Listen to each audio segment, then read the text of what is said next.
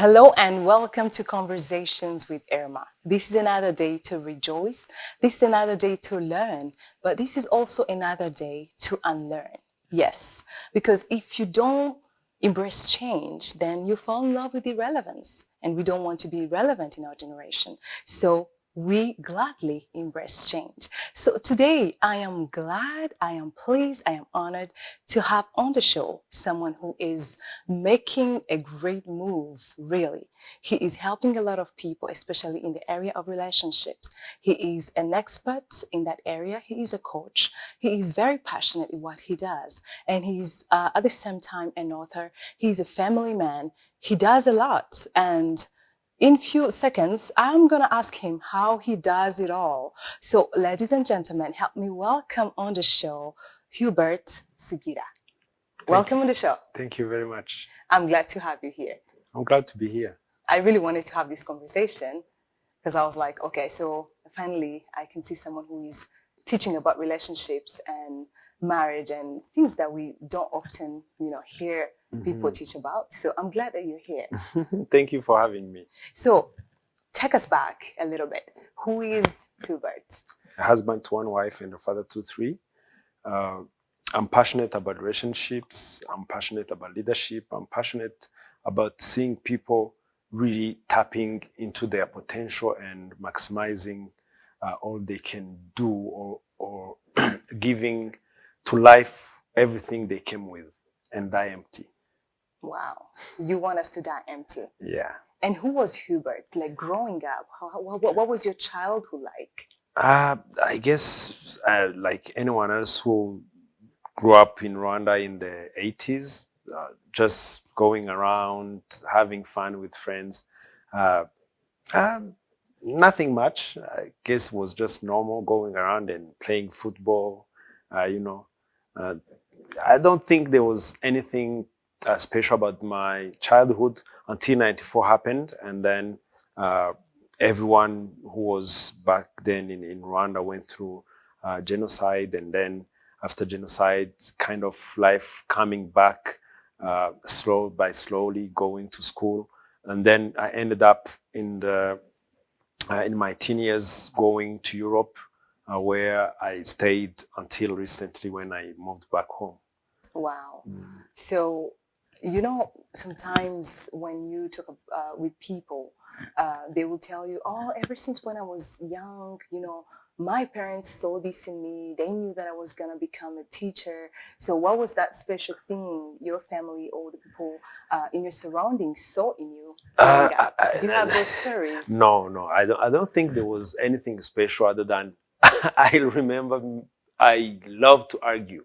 I argued a lot. So people used to say that I was going to be a lawyer. Oh, yeah. But no, growing up, there was not that much of, oh, you're going to become this and that. Yeah. You're just going through life. Yeah, Yeah, I see. And going to Europe in your teenage years, what was the experience? The experience was just to be uprooted and start living by yourself, for yourself, kind of making you realizing that it's you and no one else. You have to take care of things. You have to make decisions. And probably the way I grew up in my family, they kind of gave us room to be what we wanted to be. So me going in Europe, it was not that much because I was used to make my own decisions. But now having to deal with your own decisions and you have no backup, that was something, when I think about it, I'm like, okay, that was a big shock. But I think I did not turn bad, so. Oh. So it was, everything was shaping you throughout the way. Yes. Yeah, and, leaving Rwanda, going to Europe and learning and studying all of that, I'm pretty sure you've had a lot of experience, like, the good, the bad. Yes. So I want to hear about, like, what are those experiences that you believe shaped you? Now, I do not have any particular experience in mind, but probably one of the stories maybe people do not know about me is like anyone in those years in the 2000 years, uh, you go to Europe, you go through the immigration, the systems for asylum seeking, you have to kind of tune a little bit your story so it can be believable. And at one point, I got saved, and I felt like my life was becoming a lie. So that's probably one of the event that shaped who I am today, is that I made a crazy decision to go back to the immigration and tell them this story is not true. Wow. Now that had a chance for me to lose, the right to stay there. Uh, at the beginning, I went to study, so I had a study permit and all of these things. And then in the back, I went through immigration to try to stay there. So when I went and I told them, I gave them my passport, everything, they were not happy. They were like, yeah, you lied to the government, blah, blah, blah. I was like, yeah, I know, that's why I'm here. I'm coming to rectify and make things right. So that's probably one of these events that shapes you, because the thing, everybody was like, they're going to deport you. So I was prepared. I remember that morning when I went, I packed my bags and I said, the worst thing that can happen to me is to ship me back home. I was like, I'll go back home. I'm ready. Yeah. So, and I ended up staying. What happened? Now, I'm not sure if you have enough time to talk about the stories, but from one thing to another, I stayed there.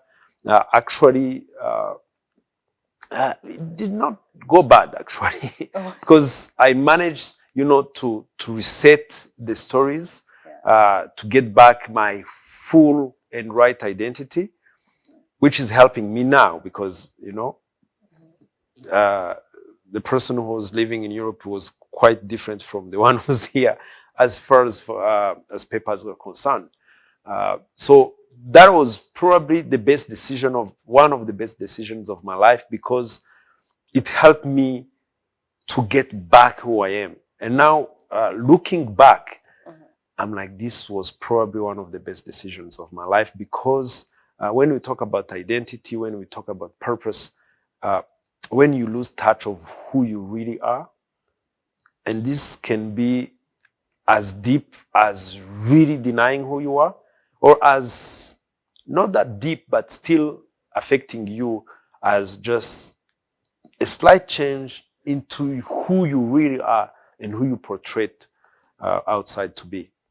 But when you say who you are, let's say, like, I am Hubert, I am a husband, I'm a father, and I do this, I do that. Is it truly who you are? Like, I really need that definition. If someone asks you, how do I know who I am as a person? Probably saying I'm a father and a husband, that's not my identity. That's how I can, introduce myself for people. But who you are is who you are deep inside. Because if I have no wife, have no kids, I'm still going to be Hubert. So maybe you're right. That was not the right way to say, who are you? Who I am, I'm a person whose life purpose is really to raise up a new breed of African leaders. Wow. That one is never going to change. Either it's morning, evening, married, not, kids or not. I'm always going to be passionate about helping people to discover who they are, and especially to shape this new breed of people who are going to take Africa into the new heights, to take Africa where we belong. I mean, at the top. Wow, that's really great. So when you define who you define yourself through your purpose, your why. And how does one discover their purpose? Now, purpose by definition is just the reason a thing is made or a thing is created. So the first or the only original information of what a purpose of a thing is found in one place. That is the mind of the creator. This phone I hold here, the original information of this device is really found into the mind of the one who made it. Now, the best way to discover a purpose of a thing is to ask the manufacturer. Yeah. So when it becomes to humans, I think you have to define who created you, who's your source. And you better get the right information from the source. That's the best way to get right the purpose of a thing. And then when any manufacturer has the purpose, the reason he wants to do what he's manufacturing, then he's going to build the purpose into the product. That's why any product is going to have the shape it has, the design, the distinction. What makes the product unique is always depending on its purpose. So there is, to find your purpose as a human being, you have to define who's your creator, to define where you're coming from, and then the other place where you can find purpose, but it's very hard to go into that place, it's built into the product. So you have to link with your creator and then link back to yourself. And how, and for example, there's some people watching us and they're like, of course you're a Christian, and that's why you are speaking on purpose, from that specific angle. Like, you need to find your creator, you need to connect with God before you find purpose. So for those people who are not believers, does it mean they will live a life of no purpose? Does it mean they can never find who they truly are, who they were made to be, even if they don't find it through that particular channel of prayer? What do you say about that? I did not even mention prayer or any other thing. I said purpose by definition is defined by the creator of a thing. Because if I want to make this cup, the one who made it is the one who decided, I'm going to make a cup to hold this particular thing. A cup may be different. There are different types of cups. And those cups, each one has a very specific purpose. Yes. And I'm telling you, if you're not going through the creator of a thing, you're going to guess. You're not going to have the original information. So the only way I know, if you drive a Mercedes Benz, you're not going to go through Toyota to find out about Mercedes Benz. If you go through Toyota, you're going to miss things because Toyota do not make the exact same kind of car as Mercedes Benz. So anyone who says, I do not believe in God, then you better find who do you believe is your creator and go find the original information. Your design. Because this is the thing. The design is easy to find, but the design of a thing does not necessarily make or show the purpose of it, because many things may be designed the same way. Explain that. You see, this table was made, I believe, to hold things. But if you look by design, you could sit on it. But that will be misusing it. That wouldn't be the function. Yeah, the function, the purpose was made. The reason this table was made is not to hold my weight. But guess what? If I look at the design of this thing, I may be tempted to sit on it. You're right. And many people do. But that's abuse. Abuse is abnormal use of a thing. Is to use a thing not for the reason, for the purpose was made. So but my argument is not really about you believing in God or not. My argument is about purpose by definition is the reason a thing was made. And I do not see any other place you could find the reason a thing was made if you're not going through the creator of the thing. There are other sources, other channels you may be using, you will be just guessing. Sure. And the chances of finding it will be 50-50, 40-50. There will not be accuracy. And you're going to experiment. Now, experimentation sometimes leaves a lot of wounds, a lot of stuff that are going to be very hard to recover. So my argument is just, if you want to find the purpose of a thing, by the way, that's why manufacturers, when they ship things, they put in the box a booklet, a manual. That booklet is telling you, before you use this thing, you better understand who I am. You better understand why I made it. That's why they even say, if you do according to this booklet, this manual, unfortunately, many people do not read that. That's why some of people watching us probably have a DVD player at home that is blinking. Because, there are some things you do not know because you did not read the manual. Yeah. So you're experimenting with it. The reason is that they're like, I made this product.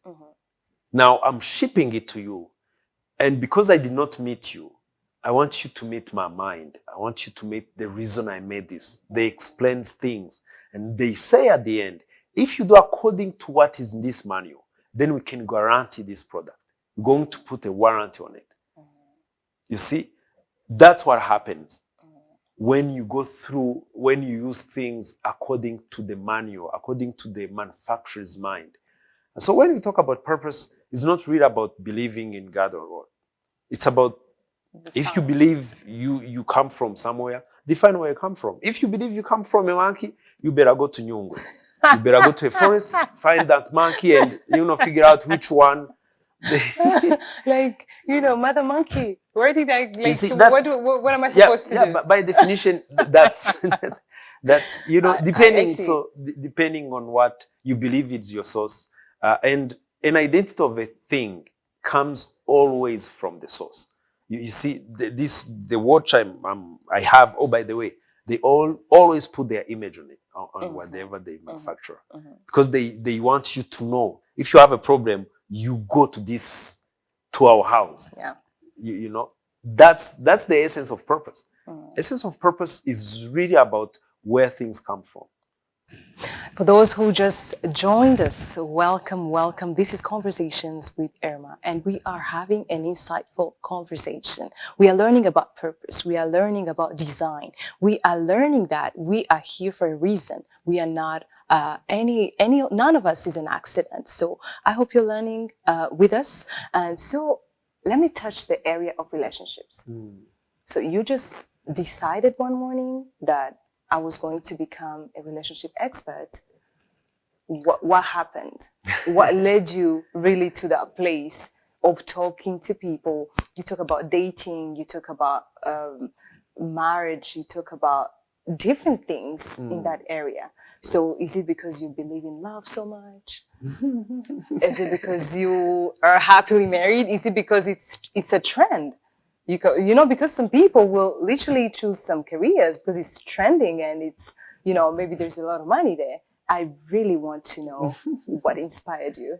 That's a very good question. So this is what happened. I always have been passionate about leadership. I said my purpose, I just put it in one sentence, to raise up a new breed of African leaders. And I realized I get to understand that for a person to be a leader, I define leadership as a person who sees a problem and decides to become the solution to that problem. Leadership is not any political appointment or any other thing. Leadership is just anyone, you have discovered your leadership, you have become a leader when you have found a problem you're born to solve. Wow. And decide to become the solution to that problem.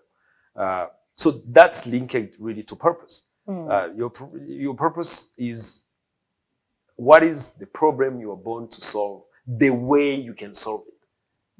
And you have embraced your purpose. You have embraced your leadership when you decide to go through the process of becoming the solution. So that being said, I've been trying to really raise up people, trying to tell them this is and that, and help them to discover who they are. And I realized the most important aspect of all of that is relationship. So that's the foundation. Do not be surprised if you see me in few months, few years, maybe not focusing on relationships anymore, because that's the foundation of what I really want to do. And relationship, because your purpose will always be about people, with people, for people. For people. So if you do not master the connection, if you do not master living with people, then any other thing I will tell you is not going to make sense. That's how we ended up focusing first on helping people, because I realized people do not really know how to relate one to another. Yeah. You know, things that are natural have to be taught. We have to learn things. We have to learn how to work when we are babies. Yes. That's one of the most natural things. Oh, matter of fact, I remember when my kids were little. The other day we were just going through an old phone, and my daughter found a video of her first meal. We were teaching her how to eat. That's the most natural thing. Yeah. So I realized even things that are natural to us, we have to learn them. Have to learn them. So that's really why I started teaching people how to have relationships, helping them going through stages of marriage, helping them how do you become yourself. Because relationship, you relate to people, or you attract people into your life depending on who you are inside. You attract people. So if I want to teach you to be who you are, I have to teach you to become who you are first, and then teach you how to attract the right people into your life so you can, at the end, fulfill your purpose. Wow. So I teach, or I help people in relationships really because I'm passionate about purpose. Okay, so are you a matchmaker? No. You're not a matchmaker. I help people to discover themselves. Because let me tell you, relationships, a lot of people do not realize this. If you become everything you are created to be, relationships are going to be natural. So really, relationship. So we need really to emphasize. It's not about other people. It's not, marriage is not about your spouse. It's about you. I always let's start from dating first. You know, I always hear people saying, "Oh, how do you find Mr. Right?" I'm like, that's very simple. Come, Mrs. Right, and Mr. Right will show up. Okay, let's start dating phase. Yes. What is dating? First of all, you have to define for us dating. I do not define dating. I define friendship. I do not believe into dating as an event for this reason. Among 7 types of relationships, there is no type of relationship called dating. Yeah. Interesting. Yes, there is what is called friendship. I believe then there is spouseship, that is marriage. And the link between is just a decision you make. So you mean that person, that guy or that lady, like 2 people who are getting to know each other before they decide. They are friends? Yeah, this is the thing. And that's what is really killing relationships. I guess I'm going to shock a lot of people, because this is how I understand the stages to get to marriage. There is a type of relationship that is called acquaintances. Acquaintances is anyone you met on your way to go home, neighbors, people who are not really friends, but you know them.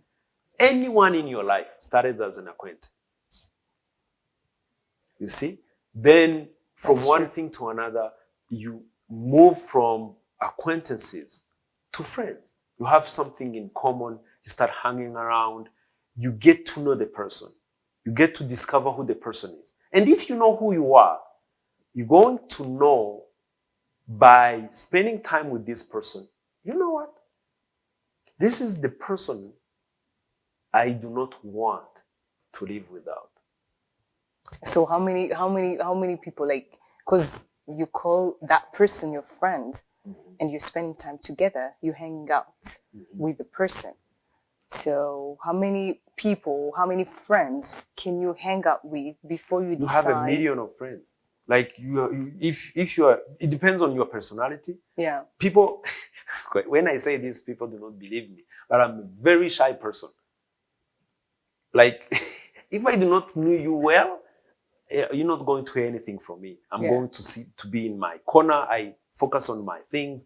So, but there are other people who are outgoing. they're always hanging around with people. Those people will have many friends.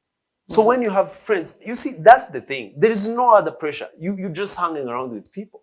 Yes. Then among the people you hang around, you're going to pick one who matches what your physical self, your soul or emotional part of you, and your spiritual side of you, where comes your vision and purpose. And there are not a million of people like that. Yeah. They can only be very few people who matches you physically, who matches you emotionally. And from what I believe, there's only one person who can match your purpose. What do I mean by your purpose? The more you discover who you are and what you're supposed to do in life, and you decide this is the course of my life without wavering, without changing who you are, there are very few people who can stay with you in every way, who matches every aspect of your life without you changing and them changing. And okay, You see, they don't have to change, and you don't have to change. If they have to change, then they are not really the right person. And what do you say about like compromise? People can compromise. My goodness, you better stay away. If you compromise who you are for the sake of a relationship, I always tell people, this is a quote from my mentor, the late Dr. Miles Monroe. Whatever you compromise to get, you will have to compromise to keep, but you eventually is going to lose it. Wow. Oh my God, do not compromise who you are for the sake of a relationship. It's not worth it. Because you compromising is losing touch of who you are. 60% of married people feel lonely in their marriages. Why? Because they married people they were in love with, but who did not match their life assignment. Then once they get into marriage, when all the butterflies and the romantic stage of marriage is over, they have nothing in common. So you mean it's not important? Like the feelings, the butterflies, they are very important, but they cannot sustain a marriage. So how do we put it? Let's say we give the butterflies 40%, we give the life assignment 60%, like no, because everything is important. This is the thing. There is no percentages. The person. That's why I said when you have many friends, people you hang around, people you work with, you start with them. You met maybe at your work. I met my wife at an airport. And then as you get to know the person, as you become yourself around this person, and this person is allowed to be him or herself. See how you are yourself when you're around your friends. Yes. See how you are. Yeah, free. You're not trying to do anything. You're not trying to be someone else. You are Elma. That is so true. Yeah. You this shy person who does what he does, like who I am. If you are an outgoing person, you're who you are. And as you live your life, you're going to have one person you like. Yeah. This is what I want to do. This is a match. This is what I want to do with my life. This is what you want to do with your life. Guess what? I do not want to see another day without you by my side.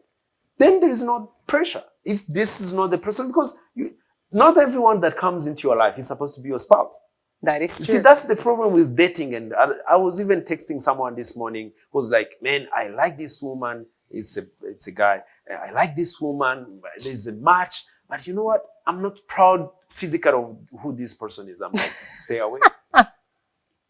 Because you see, and the problem was, in his mind, they're dating. And he's like, what is the best way to announce this person? This is not working out. Yeah. There is something you mentioned, and it caught my attention. So you touched the subject of dating, but you defined it differently. You say there's no such a thing as dating. I believe it's friendship. So in my understanding, a lot of people say this is just a friend. And some people will even say, I don't want to be in the friend zone. Mm. Don't friend zone me. My intentions are clear. I want to date you. I don't want any friendship. But you say that thing of labeling dating as a certain event, or this is how it should be, it creates so much pressure on us. I really want you to deepen that for us to get more clarity and understanding. You see, when people say, do not friend zone me, what they're saying is very dangerous, because friendship is the only thing that lasts forever. Wow. Romance does not keep a marriage. Friendship does. If you do not marry your friend, if you marry someone who did not friend zone you, your marriage is not going to last forever. Wow. Okay, let's come back and see. How many friends do you have, or anyone listening to us? How many friends do you have? Like, I'm talking about these childhood friends that you're going to spend like 5 years without seeing them, and when you see them, you pick exactly where you left it. Few of Like, them. like if nothing happened. That's what friendship does. Yeah. You see, the Bible even says that there is a friend that get closer than a brother. Than a brother. You see, family. so if we're talking about not being friend zoned, we're talking about, okay, this is my lover, but not my friend. You see, that's what dating does. Dating brings chemicals into the play. A lot of chemicals, one of them being PEA. That's what brings romantic love. Romantic love ends. And that's why a lot of people say, oh, I'm no longer in love with this person. And people divorce for that, because there was no friendship in the first place. So dating is very dangerous when you're not thinking about, oh, I'm spending time with someone. If that's what you call dating, then I'm okay with that. But there is no exclusivity into dating. There is exclusivity in marriage. When you're dating someone, you should not have anything pressure trying to make this person the right person. If dating is just to get to know the person, then it should be called friendship. Getting to know someone. Yeah, And getting to how know many someone. people can you get to know? As much as you need.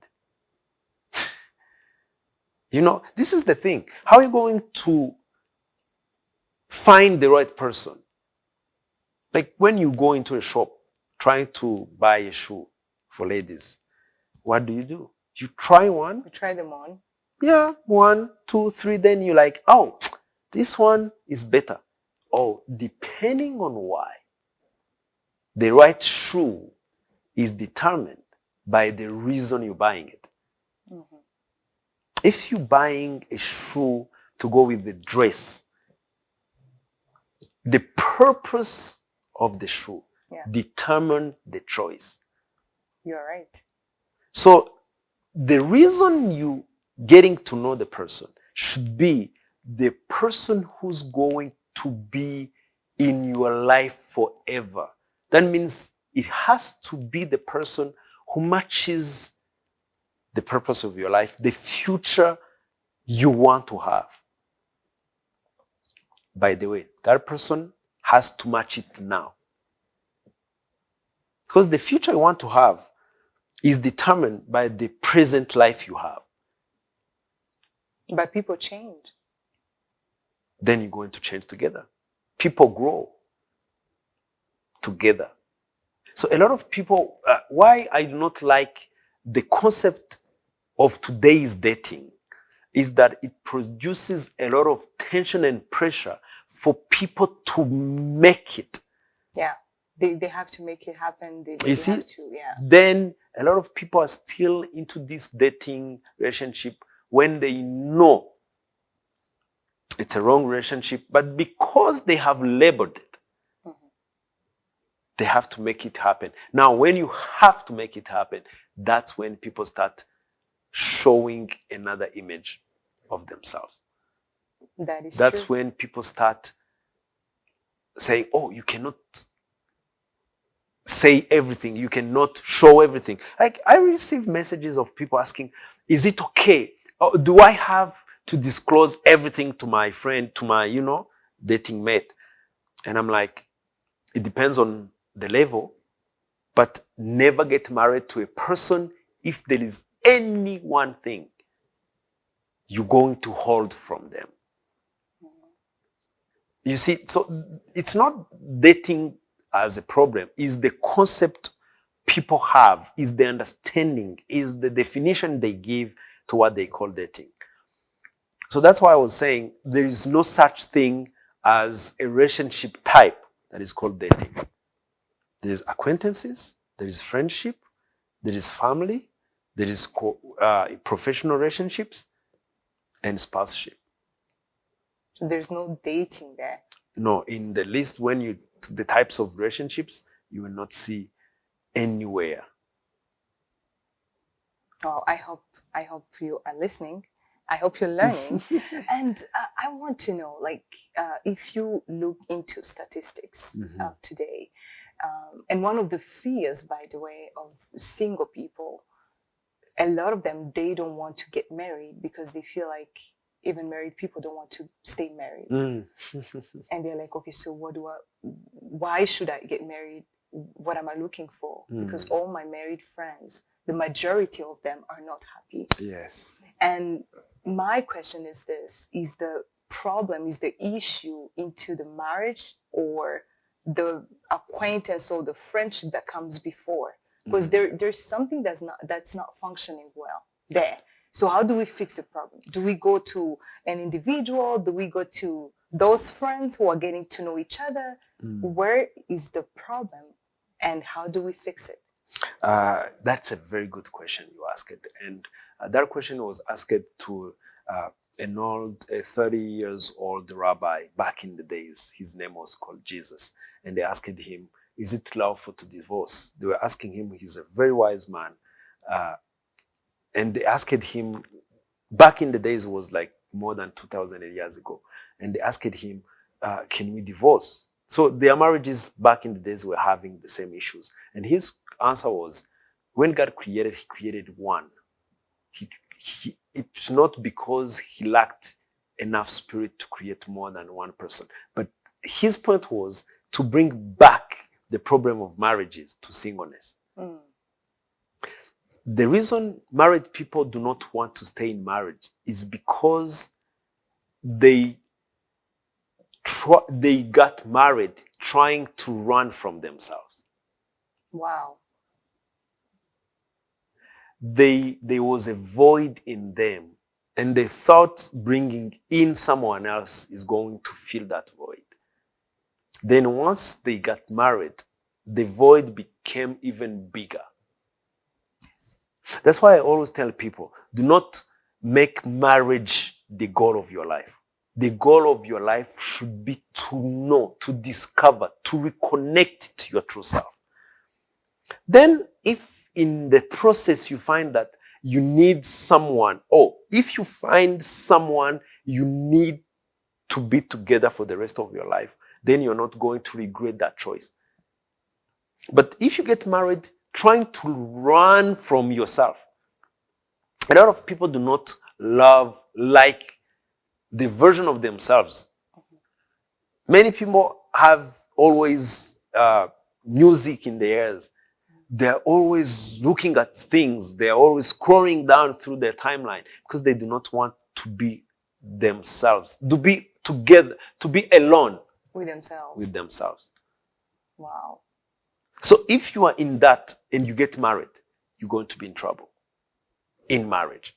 Because now you have to drag someone with you. Yeah, you have to drag that person, you are like everything you lack, you want to find it in the other person. There is no human being who's going to feel you. You see, that's the concept of marriage itself is a problem. Because people say marriage is 50-50. I'm like, man, you coming already in marriage as a reliability because you're coming 50. I want 100%. Wow. You see, marriage is not 50-50. Because if someone withhold his 50, you are not complete. That's true. Someone should come into your life to complement you, not to complete you. They have to find you complete. Then they come to complement you. That is so true. Marriage, the concept of marriage, as far as I'm concerned, the concept of marriage is the biggest problem we have. That's why we are having issues with marriage. Now we're trying to fix things, but the concept itself of marriage, the reason of marriage, the purpose of marriage. What is the purpose of marriage? The purpose of marriage is for you to be to find someone to complement one another so you can do bigger, better things. Marriage is about purpose. I thought it was about family, having children, like.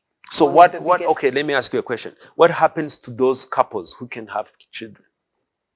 Yeah, that's you see, one of the things of making bigger things and better is having kids, because you cannot, maybe purpose was reduced to having kids because that's the most physical and apparent thing that a marriage produces. Because me as Hubert, as complete as I can be, I cannot produce a child by myself. That's true. But marriage is not limited to physical kids. My wife and I, when we come together, we produce something better and bigger, something I could not do on my own. Not because I'm not complete, but because the Bible says one can make 1,000 to flee. Two makes 10,000. So marriage is about works, producing, doing more things together. Wow. And that has to be in line with the purpose. Yeah, that's the thing. That's the thing. Because people have reduced marriage to having kids. That's probably why we're having a lot of people divorcing when their nest is empty. Because a lot of people get married, they have nothing, they do not build anything in common together, rather. They have nothing in common other than their kids. Oh, by the way, that's why a lot of people do not let their kids becoming who they are supposed to be. Yeah, because they try to hold on them. To hold on them, like become what I failed to become. You see?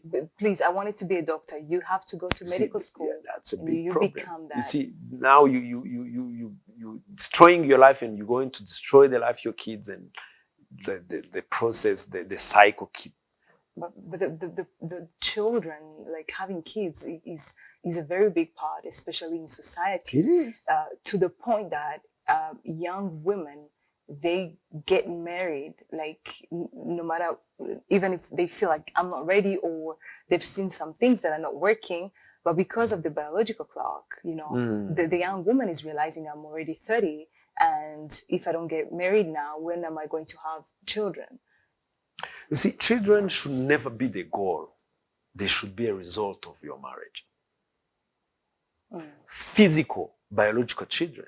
Do you know how many children do you have, kids who do not have parents, who needs a parent? If you want to have children, if you have a lot of love to give, listen, do not get married for that. You see, the only biological clock, the only thing that the biological clock is meaningful for is for you to have your own biological children. That's all. Do not get married because of your biological clock. Yes. Because if that's the only reason you get married, then after you have kids, what happens to your marriage? Or even if you can't have kids. If you can have, do you see? Because some people cannot. So having kids should never be the sole purpose of marriage. Marriage is bigger, better, more than having kids. And there's something you mentioned, like you marry someone when you realize that I cannot live without this person. I do not want to live without this person. I used to say I cannot. Then I realized no. Because this person, it's a choice. Yeah, I do not want to live without this person. That's the right person to marry. You meet a person and you're like, this person, as I see you today, I do not want to live a day without you. That's the person you marry. And how about people getting to know each other and they realize they have some differences, and because it is said nobody's perfect, and they try to adjust, to those imperfections or like those differences, and they compromise, they keep compromising because they are standing on that word that nobody's perfect. So when should people leave, or when should people make a decision that, okay, so I see this and I see that, what some people call red flags, like I see these red flags and this is the time to leave. So when should people be patient because nobody's perfect, and when should people decide to leave because it's not working? That's a very good question. In my world, a person is not perfect. A person is right. You see, I do not define the right person, the person to marry as the perfect person. I define the person to marry as the right person. A right person is right with his imperfections. When I met my wife, there is nothing in the world I want to change. And I did not have to change anything to be with her. You see, we are not looking for perfection, because we are not. If you are looking for perfection, then you will not love yourself. That's true.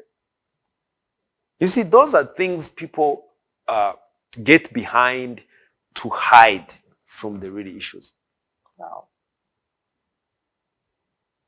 I'm looking for someone I do not. Your friends, are they perfect? Why do you spend time together? You see, you love them with their craziness. You love them. That is very true. I'm talking about, this friend is crazy, but boy, you want to hang around this friend. That's what I'm talking about. That is so true. Nobody's looking for perfection. Nobody's looking for perfection. That's true. We need to get back marriage to where it belongs. Marriage is there. Marriage is not a military course. You're not trying to graduate to have a ranks. Marriage is supposed to be fun. It's supposed to be loving, enjoying your life, and having life together. I like that. That's what marriage is supposed to be, as far as I'm concerned. Wow. So there is a question I always ask my guests. If you had the whole world as your pulpit, like literally you have a podium or pulpit and the whole world is listening to you, and you had one message to tell them, what would be the message? Discover who God created you to be and spend your whole life becoming it. Wow. That's it. Everything else, relationship, money, everything else will follow you. Wow. And that brings us to the end of our conversation today. This was really good. This was good. And as I always say, we come here to learn, but at the same time to unlearn. You probably had a different concept when it comes to relationships, to marriage, to purpose. But I believe you've learned one or two things. So the thing is, we have to first come to that understanding. I am here for a purpose. I am not an accident. My life matters. And the way God created me, the gifts, the talents, how He shaped me, every single thing, to how I think, to my physical appearance, it is because I needed that to fulfill that specific mission that I'm here for. And while you live your life, with that right mindset, you are fulfilled, you are at peace, you are self-aware, you know who you are as a person, as a single person. Then on the way, if you meet somebody who matches your purpose and you deliberately decide that I want this person to be in my life, and you go ahead. So I think we're going to have a part 2 of this conversation. This was so good. Thank you so very much for your time. Thank you for having me. This was amazing. Thank you very much. So we're waiting on your teachings. We're waiting on, I know you have a lot of so things much, are coming. you know, so much in store for us, and we are ready to receive. I hope you do. It was an honor to have you. Thank you very much, and I hope, as you said, people learn few things. We still have a long way to go, and it's okay to not agree with what I said, but that's where I'm coming from. That's my reality. That's my world. And if you have a different opinion, tell us and let's discuss. All right. Thank you so very much. Thank you for hanging out with us. Until next time, stay blessed.